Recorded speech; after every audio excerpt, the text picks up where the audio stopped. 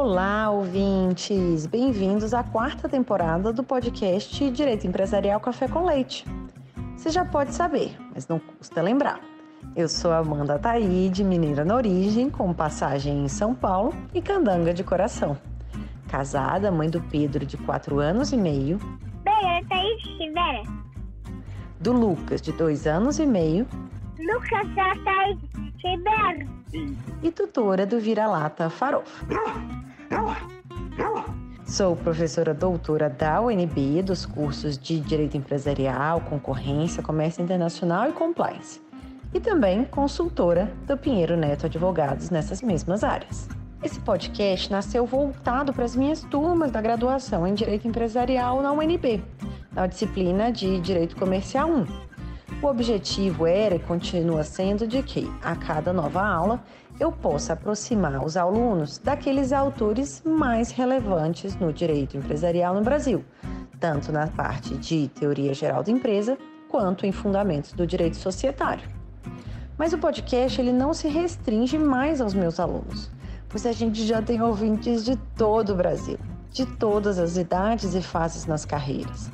De modo que todos vocês poderão ter com o nosso podcast uma biblioteca virtual, em áudio gratuita, dos principais livros, capítulos ou trechos de livros e artigos acadêmicos essenciais para a compreensão do direito empresarial no Brasil. Pegue então sua xícara de café com leite ou então seu tênis para fazer alguns exercícios junto comigo. Aumente o som e vamos então para o próximo episódio? A nossa xícara de café com leite de direito empresarial de hoje vai tratar de um artigo intitulado As Múltiplas Faces do Dever de Diligência. Esse artigo, escrito pela professora Mariana, foi publicado em um dos livros dentre aqueles 5 que foram publicados recentemente em homenagem ao professor Fábio Ulloa Coelho. E esse artigo que a gente vai ter no nosso episódio de hoje é de autoria da Mariana Pinto e a gente vai ter a alegria de contar com a participação dela para comentar o próprio artigo. A Mariana Pinto é graduada em Direito pela PUC Rio de Janeiro, mestre em Economia Empresarial pela Universidade Cândido Mendes e doutora em Direito pela Universidade do Estado do Rio de Janeiro, a UERJ. É advogada, sócio do escritório Campinho Advogados e professora em diversos cursos de pós-graduação. É autora também do livro A Sociedade Limitada na Perspectiva de Sua Dissolução, em coautoria com Sérgio Campinho. E a gente já teve a oportunidade de fazer um episódio justamente sobre esse livro, que foi escrito em coautoria pelo Sérgio e pela Mariana. E a professora Mariana também é autora de diversos trabalhos publicados em obras coletivas e revistas especializadas, além de integrante do Conselho Editorial da Revista Processo e coordenadora do Conselho Executivo da Revista Semestral para Direito Empresarial. Então, é uma alegria, professora Mariana, ter você aqui no nosso podcast, por você ter aceitado esse convite para participar e apresentar de um modo simples, curto e gostoso esse tema do dever de diligência. Amanda, os agradecimentos são todos meus. Eu admiro demais o seu trabalho e, de modo muito especial, o seu podcast. Todos nós sabemos que, quando você concebeu esse projeto, você tinha em mira brindar os seus alunos da graduação da UNB. Mas o fato é que, a essa altura do campeonato, esse propósito inicial já foi mais do que atingido. O Direito Empresarial Café com Leite veio com tudo e se consolidou como um superativo, como um valioso ativo do nosso meio, beneficiando não só o seu público-alvo originário, os seus alunos da graduação da UNB, como todos nós que somos apaixonados pelo direito comercial. Então, por tudo isso, eu fico muito contente, mas muito contente mesmo com esse nosso bate-papo de hoje.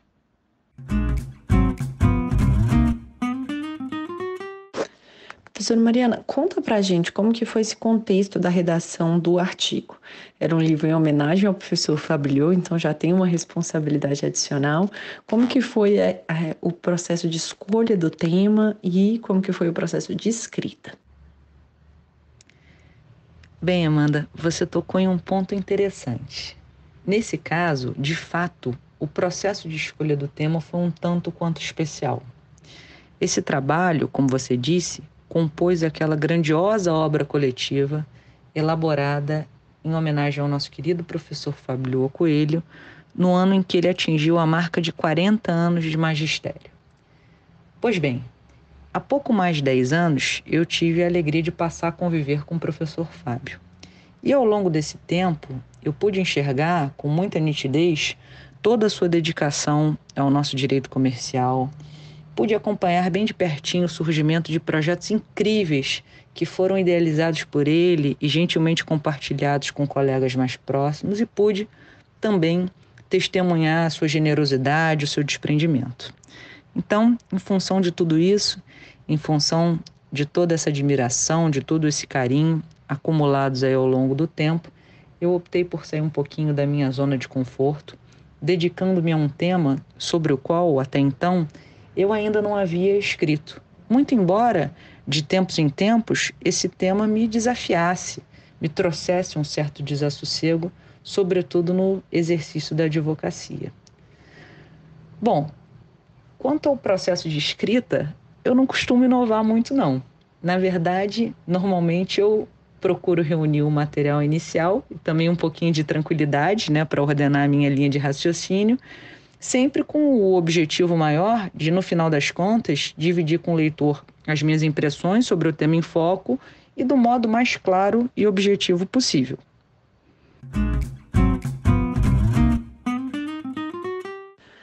Conta pra gente, então, qual a sua visão, sobre os deveres dos administradores prevista na nossa legislação.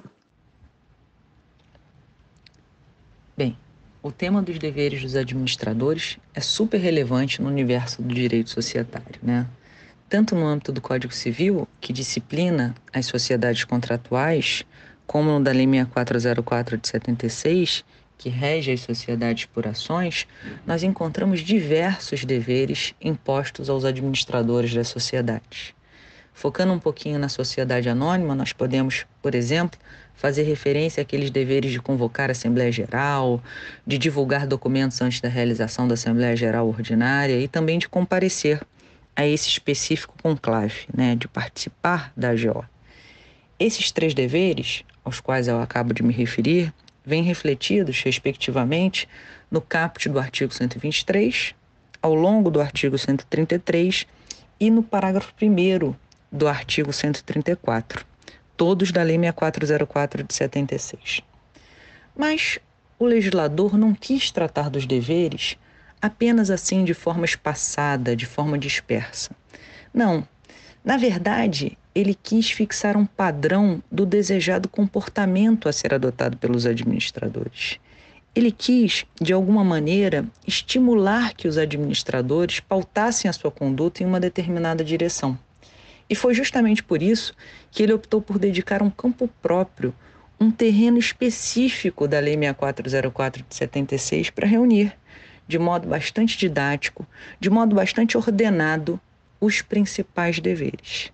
E lá, entre os artigos 153 e 157 daquele diploma legal, nós encontramos o dever de diligência, que é o tema central do trabalho objeto desse nosso bate-papo de hoje, o dever de realizar os fins da empresa exercida pela companhia, o dever de lealdade, o dever de sigilo, o dever de não entrar em conflito com os interesses da sociedade e também o dever de informar. Os deveres dos administradores decorrem fundamentalmente da lei. Na verdade, eles podem ser explícitos, como são todos esses que eu mencionei até o momento, ou implícitos, como temos, por exemplo, com o dever de observar o Estatuto Social. Como todos nós sabemos, as sociedades se manifestam por intermédio dos seus órgãos. A vontade social, a vontade da sociedade é refletida através desses órgãos, tanto internamente quanto externamente. E é justamente nesse compasso que vem aquela clássica e certeira lição do Ponte de Miranda, no sentido de que os órgãos sociais presentam a sociedade, ou seja, fazem presente, tornam presente a vontade da pessoa jurídica. Partindo dessa premissa, nós constatamos que o administrador não mantém com a sociedade que ele administra uma relação contratual. Ele não funciona como um mandatário, como um prestador de serviços ou como um representante da pessoa jurídica administrada. Na verdade, ele é bem mais do que isso. Ele funciona como um órgão social, titular de funções indelegáveis e por meio do qual a sociedade manifesta a sua vontade. Avançando nessa linha de raciocínio, a gente constata que a responsabilidade do administrador não tem natureza contratual, mas sim extracontratual, justamente porque ela não decorre da infração ou do inadimplemento de um contrato, mas sim do descumprimento de um dever legal. E, diante disso, a gente atesta que a adequada compreensão desse tema, desse macrotema dos deveres dos administradores, é peça-chave, é peça fundamental para a também adequada compreensão do regime de responsabilidade desses administradores.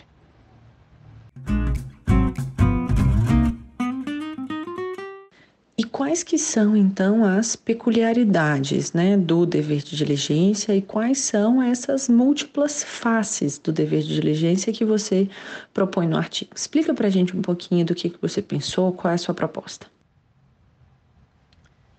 Com essa sua provocação, nós já começamos a nos aproximar do coração do trabalho, né, Amanda? De todo modo, antes de falar aqui um pouquinho sobre algumas dessas múltiplas faces do dever de diligência, eu gostaria de tecer algumas considerações de cunho mais genérico, abordando aqui algumas notas essenciais, alguns traços mais peculiares do Instituto. Esse dever, o dever de diligência, tem sido recorrentemente apontado como o dever fiduciário básico, a partir do qual os demais se desdobram. Tanto no artigo 153 da Lei 6404 de 76, como lá no caput do artigo 1011 do Código Civil, ele aparece como um modelo de conduta, como um padrão de comportamento, como um standard. E justamente por isso, ele se expressa como uma orientação flexível, como uma orientação maleável, que é capaz de se adaptar à luz das especificidades do caso concreto. A beleza do Instituto, na minha visão, surge logo de largada, de plano, sem maiores mistérios. O legislador não nos diz em que consiste exercer funções com o cuidado e a diligência que todo homem ativo e probo costuma empregar na administração de seus próprios negócios. De modo que somente à luz das peculiaridades do caso concreto é que nós podemos identificar o cumprimento ou não desse dever. Nesse exercício, diversos fatores, vários elementos podem ser levados em consideração, como, por exemplo, o cargo ocupado pelo administrador, o tempo decorrido desde a data da sua investidura, as suas competências, as suas atribuições, a ação ou a omissão por ele protagonizada, o grau de tecnicidade da matéria, as informações de que dispunha, a presença de sinais de alerta, os red flags, a existência de controles internos adequados e efetivos, o próprio timing da sua atuação, o momento vivido pela sociedade por ele administrada, o porte dessa sociedade, dentre vários outros ingredientes. Essa análise é, então, norteada por um prisma procedimental, prepondera o modo de atuação do administrador. E mais, todos esses fatores, todos esses elementos, todos esses ingredientes precisam ser avaliados à luz da realidade daquele específico momento. Já tendo conhecimento do que efetivamente aconteceu após a postura adotada pelo administrador, após aquele passo por ele implementado, não cabe ao intérprete simplesmente dizer se esse passo foi o mais adequado, foi o mais conveniente, foi o mais oportuno, foi o céu de brigadeiros, foi o melhor dos mundos. Não. Trocando em miúdos, não vale simplesmente olhar pelo retrovisor e apontar que outro caminho teria sido melhor. Avançando um pouquinho mais, eu acho que vale a pena fazer um registro. Os vocábulos cuidado e diligência naturalmente nos remetem à ideia de zelo. Para observar esse dever, o dever de diligência, além de se pautar pela boa-fé, o administrador deve sim agir de forma zelosa, dedicada, cautelosa e atenciosa. Mas esse ponto não pode ser visto de forma distorcida. Nós precisamos sempre ter em mente que administrar passa necessariamente por assumir, em menor ou maior grau, algum nível de risco. No exercício das suas funções, no desempenho do seu mistério, o administrador precisa tomar um sem fim de decisões, premido temporalmente na maior parte das vezes, impulsionado pelo dinamismo do dia a dia da sociedade. É preciso agir de forma célere, de forma expedita. Ele deve, sim, sempre agir com zelo, com dedicação, com cautela e com atenção. Mas isso não pode degenerar no imobilismo. O imobilismo não se compatibiliza com o exercício da função de administrar. Nesse compasso, eu também procuro demonstrar no trabalho que aquela clássica associação da figura do homem ativo e probo ao padrão jurídico do bom pai de família precisa ser revisitada, enxergada com os olhos desse nosso tempo, né?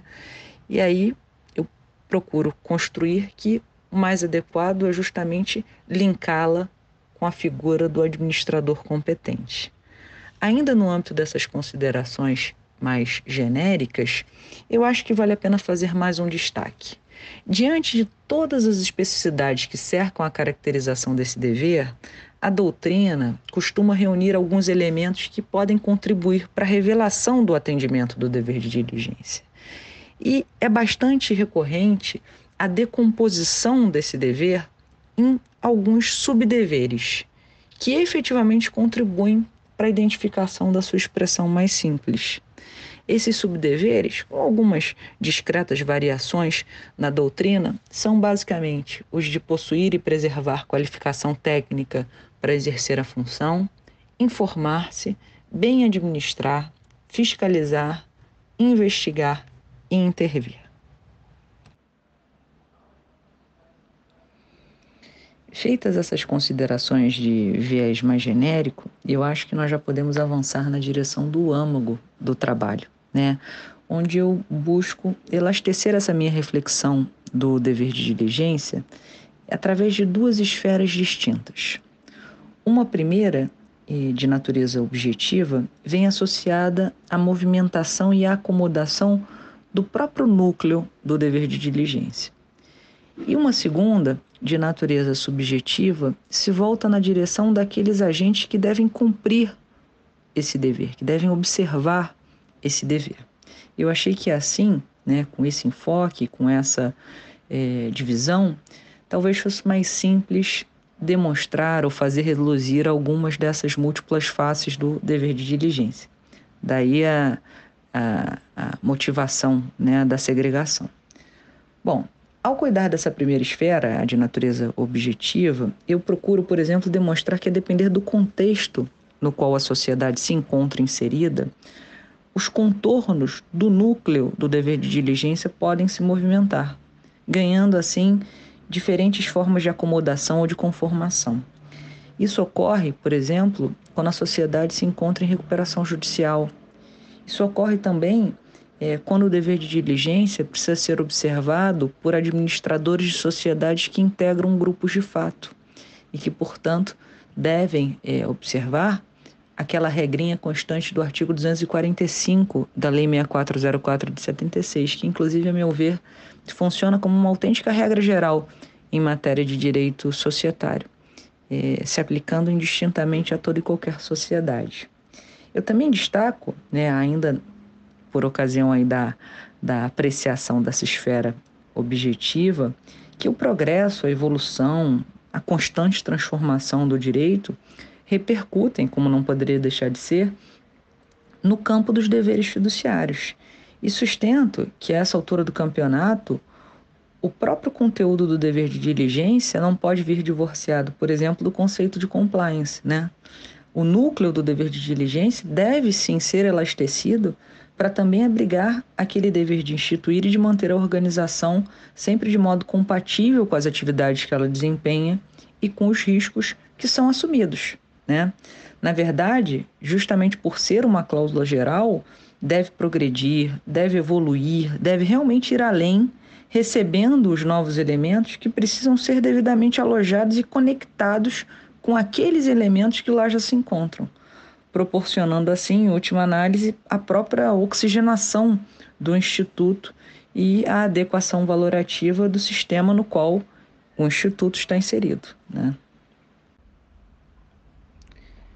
Já naquela segunda esfera, de natureza subjetiva, eu busco demonstrar que a sofisticação do dever de diligência, ela também é revelada quando a gente olha para os possíveis destinatários desse dever. E, sobretudo, quando a gente se propõe a fazer uma releitura dele na esfera jurídica de cada um desses possíveis destinatários. Nós todos sabemos que os denominados deveres fiduciários, dentre os quais se inclui o de diligência, foram concebidos tendo em mira a atuação dos administradores, né? Justamente com aquele propósito de se estabelecer um padrão do desejado comportamento a ser adotado por eles. E nós todos também sabemos que não demorou muito, né? Não tardou muito, para que se constatasse que eles também precisariam ser observados pelo controlador. Sabemos ainda que alguns desses deveres se aplicam até mesmo aos minoritários, né? Como nós temos, por exemplo, com os deveres de lealdade e de não ingressar em conflito com os interesses da sociedade. O dever de diligência, especificamente, não se volta apenas na direção dos administradores e do controlador. Na verdade, ele alcança vários outros atores relevantes do palco social, como, por exemplo, integrantes do Conselho Fiscal, agentes fiduciários de debenturistas, agentes fiduciários de titulares de partes beneficiárias, administradores judiciais que atuam em processos de falência, liquidantes, enfim, vários outros atores do palco social, várias outras peças estratégicas no dia a dia das sociedades, né? E eu acho aqui que vale a pena abrir um parênteses. Vamos focar nesse específico momento da vida social, a liquidação. Na liquidação, o órgão de gestão e de representação da sociedade é o liquidante. O liquidante substitui os administradores da sociedade limitada e os diretores da sociedade anônima, de modo que as funções deles cessam, deixam de existir.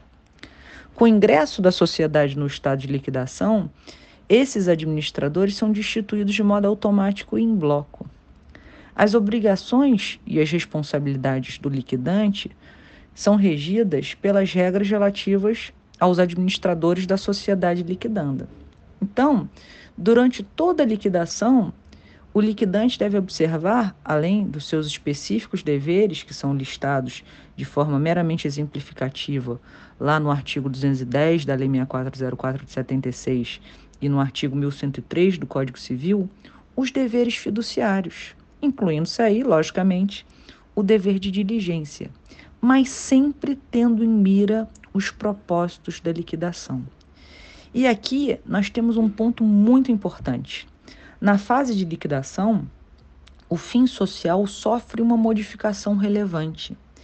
Ele deixa de ser a obtenção dos lucros, né, através da execução do objeto social, e passa a ser a efetivação do próprio procedimento da liquidação da maneira mais eficiente possível.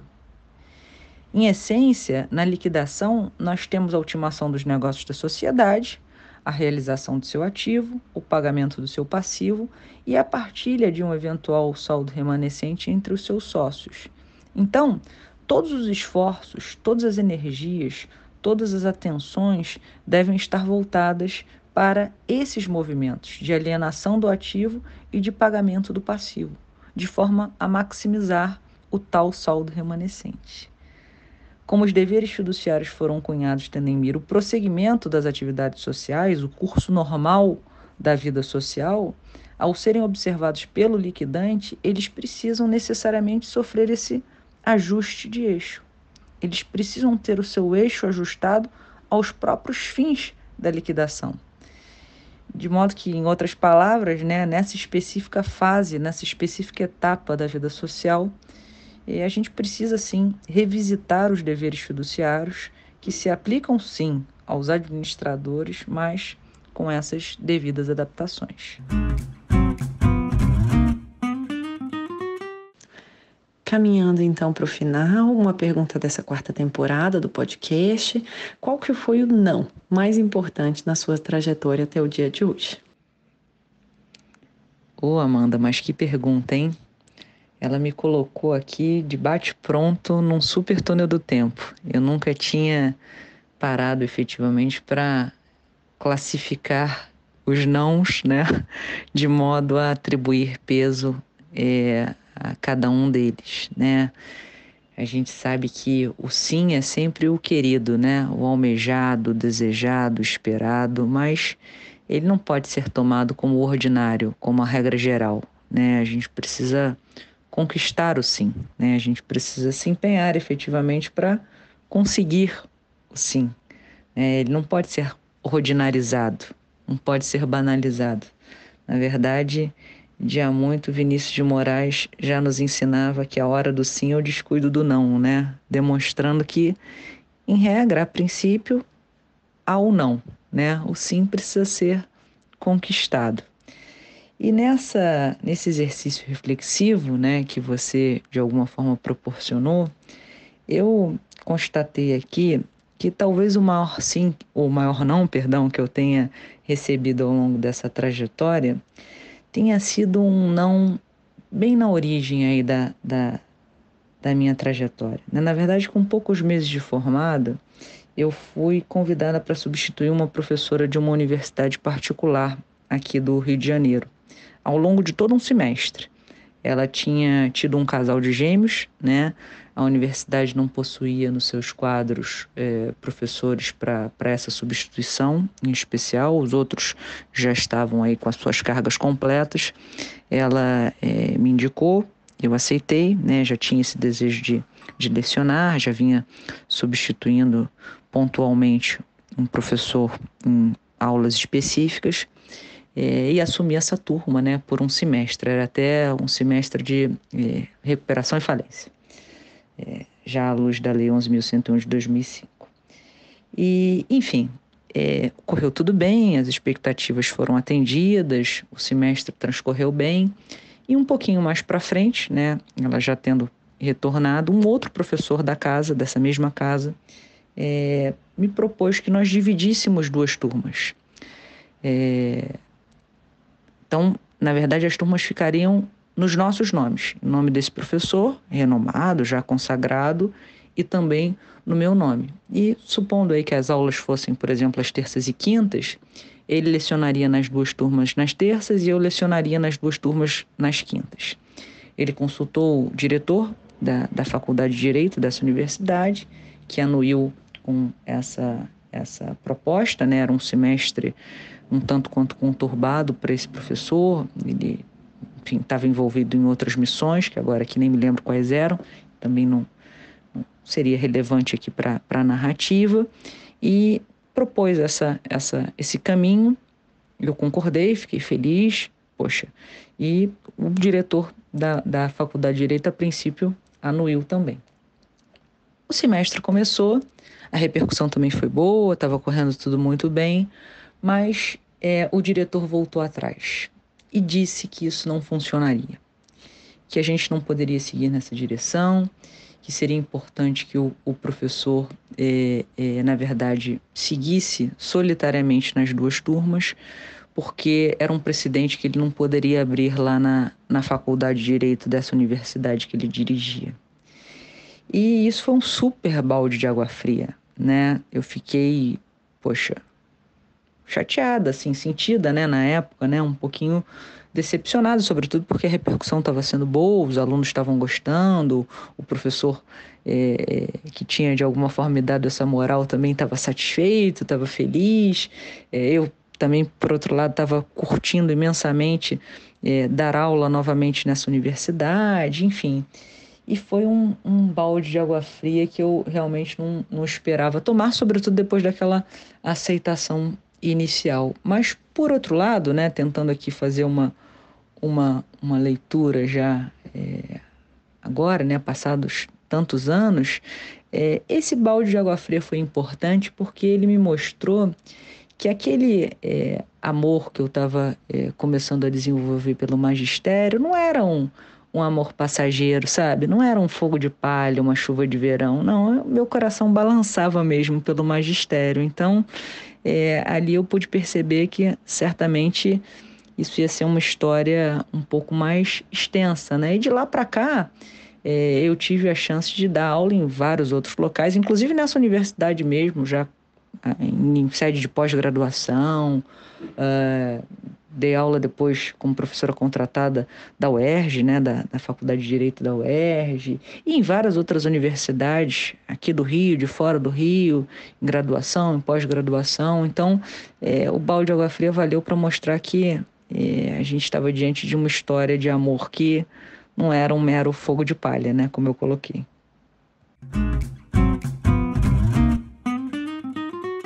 E por fim, uma pergunta também agora nova dessa temporada, como que você se mantém atualizada, né, sobre doutrina e prática de direito empresarial? Você que, além de uma acadêmica, é uma advogada também muito ativa no direito empresarial. Qual que é a sua recomendação para os ouvintes do podcast? Olha, Amanda, mais uma vez você faz uma provocação muito oportuna, né? Hoje em dia nós somos massacrados por um excesso de informação. E um desafio inicial parece ser justamente separar o joio do trigo, né? Filtrar aquelas informações que são mais relevantes para os nossos objetivos, né? Eu poderia iluminar aqui algumas frentes de atualização, né? A começar pelos livros, né? Eu sou uma leitora voraz, eu adoro ler, eu leio bastante, tanto obras virtuais como obras físicas. Confesso que ainda tenho um certo apego ao livro físico. E há, o tempo todo, uma série de livros sendo publicados, excelentes livros sendo publicados, excelentes obras coletivas sendo publicadas. E eu procuro monitorar o nascimento dessas publicações, inclusive através dos perfis das editoras e de alguns autores específicos, logicamente, nas redes sociais, né? Mas, de todo modo, nos dias de hoje isso não é o bastante. Eu também caminho na direção do acompanhamento de algumas revistas especializadas, né? Há excelentes revistas especializadas sendo publicadas. Eu conferiria destaque à Revista Semestral de Direito Empresarial, a nossa RSDE, né, cujo conselho executivo eu tenho a alegria de integrar desde a origem do periódico, desde 2007. Hoje em dia a RSDE é editada tanto fisicamente, né, com o selo aí da editora Processo, quanto virtualmente, estando disponibilizada gratuitamente no site a qualquer interessado. Então, procuro também acompanhar o surgimento de revistas especializadas, né? As novas edições dessas publicações. Sou ouvinte de alguns podcasts estratégicos também, né? E aí nesse campo eu poderia conferir destaque ao seu, né? Sou fã, confessa, já disse, mas repito, né? E também aos podcasts aqui da nossa querida amiga Ana Frazão, né? Eu citaria o Direito e Economia, o Direito Digital, o próprio Nexus, né, que ela faz com o professor Fábio Coelho. Então, procuro também me manter atualizada através dessa frente específica. Aulas e eventos são uma excelente oportunidade de atualização. A gente aprende demais participando desses eventos, dessas aulas, né? É uma oportunidade incrível de troca. A gente sai da nossa zona de conforto. A gente é tragado por mares que, a princípio, a gente não navegaria ordinariamente. Então, eu acho que também é uma outra frente muito interessante. Eu citaria também as referências, né? Eu procuro acompanhar de perto a produção acadêmica daqueles autores que são as minhas referências no direito comercial. E a esse propósito, né, quer dizer, a vida foi muito generosa comigo. E desde muito jovem, eu tive a chance de conviver de pertinho com muitos dos meus ídolos do direito comercial. Isso foi e segue sendo um super ativo, né? Um presente. Então, eu procuro acompanhar de perto, né? Olhar sempre com muita atenção a produção dessas referências, né? Desses ídolos, né? E também procuro sair com alguma frequência da minha zona de conforto, né? Explorando algumas zonas complementares. Eu acho que a gente precisa ter atenção em relação a outros campos que se conectam com o direito, que são fundamentais para o direito, como, por exemplo, a economia, a contabilidade, a estatística, né? Enfim, dentro do direito, o direito civil, para quem atua com processo empresarial, o processo civil, enfim. A gente precisa efetivamente caminhar nessas direções e explorar essas zonas complementares.